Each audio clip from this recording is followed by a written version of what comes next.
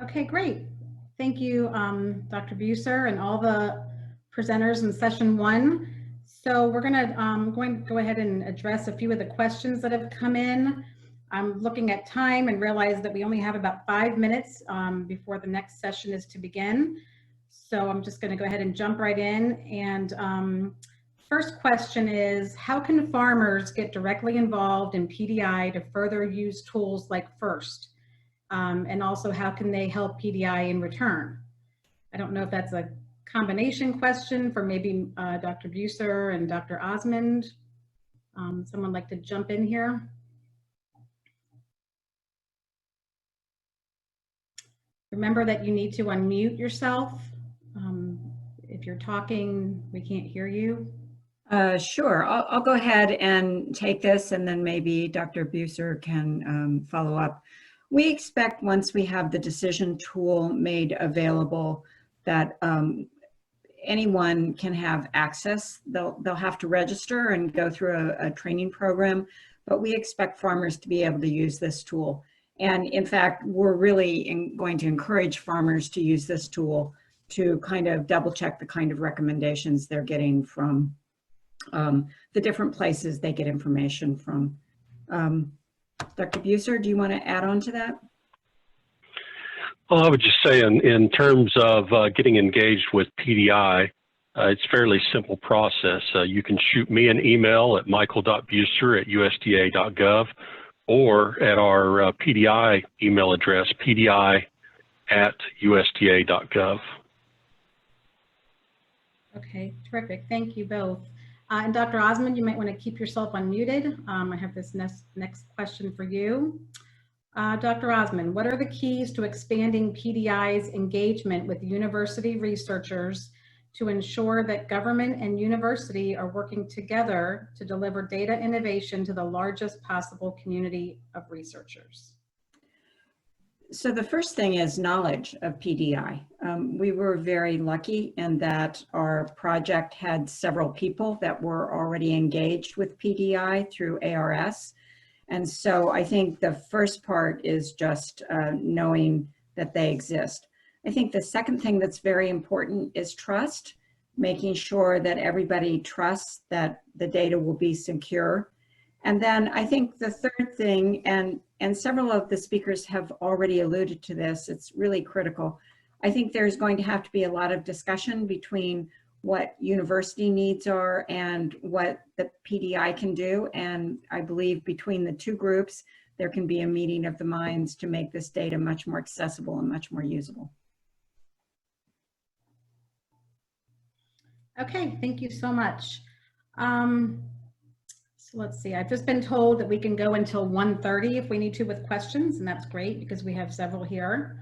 Here's another one that came in for you, Dr. Osmond. First is careful to accept only quality data. How do you determine the quality? Well, we have this remarkable postdoc who has an eye for detail. And so we have put together kind of a template of what criteria needs to exist within the papers. Some of the older papers that we're using simply don't have sufficient detail to let us really understand the correlation and calibration work that was done.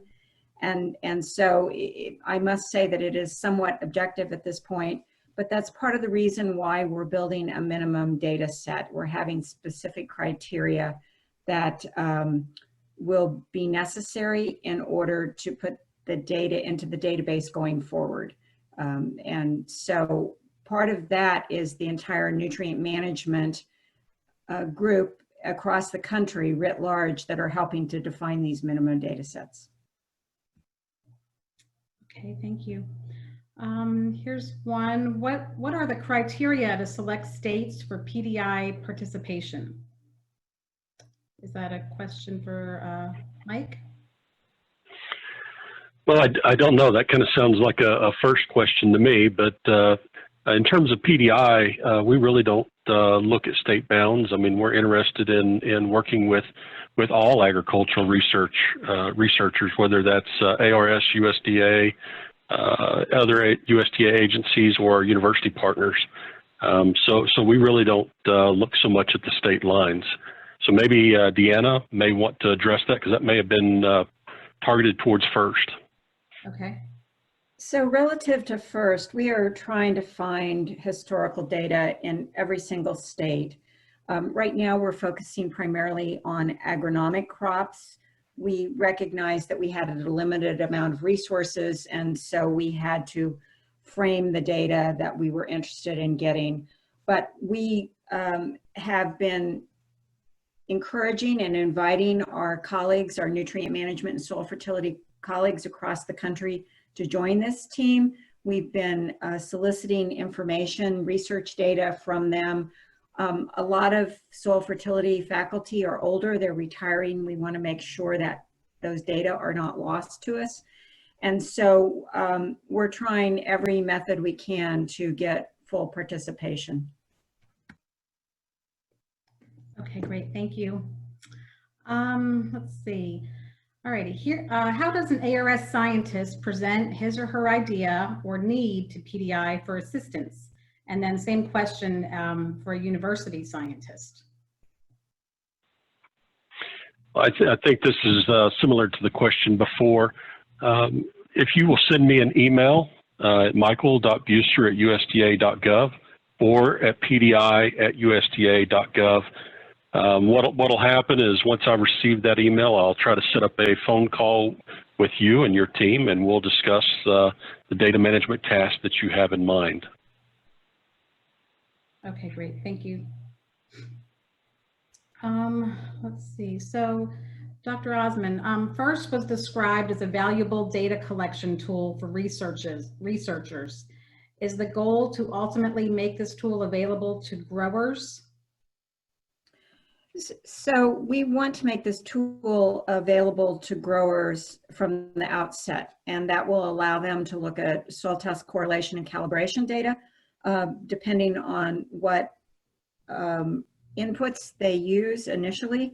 And we hope to have not just correlation and calibration, but recommendations. And so that's the one use we want of the tool.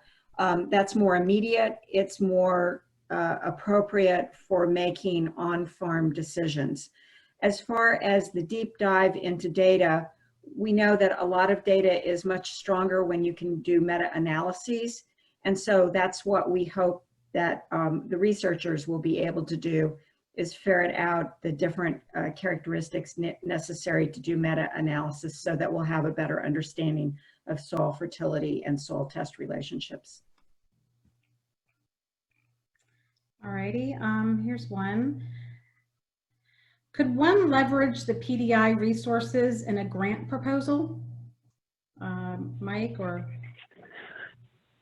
Well, Marlon may want to follow up on this one, but I would say yes. I know that we've had a couple of proposals that were done over the past year or so to where it was focused around data management systems and pulling data together for, I believe one of them was targeted towards AI and ML applications. So Marlon, maybe you want to add a little bit to that.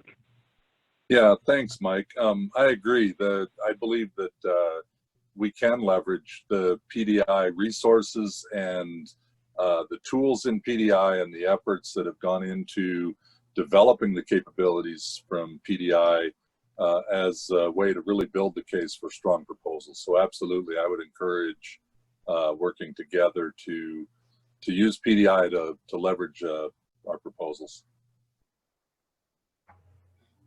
Great. Could I just add that also we find that most proposals now need a data management plan, and that could also figure into identifying PDI as leveraging for a grant proposal. Okay, great. Thanks, Dr. Silverstein. So I'm seeing that it's about 1:30, and so I think we will move on and move into session 2. Thanks to all of you for those great questions.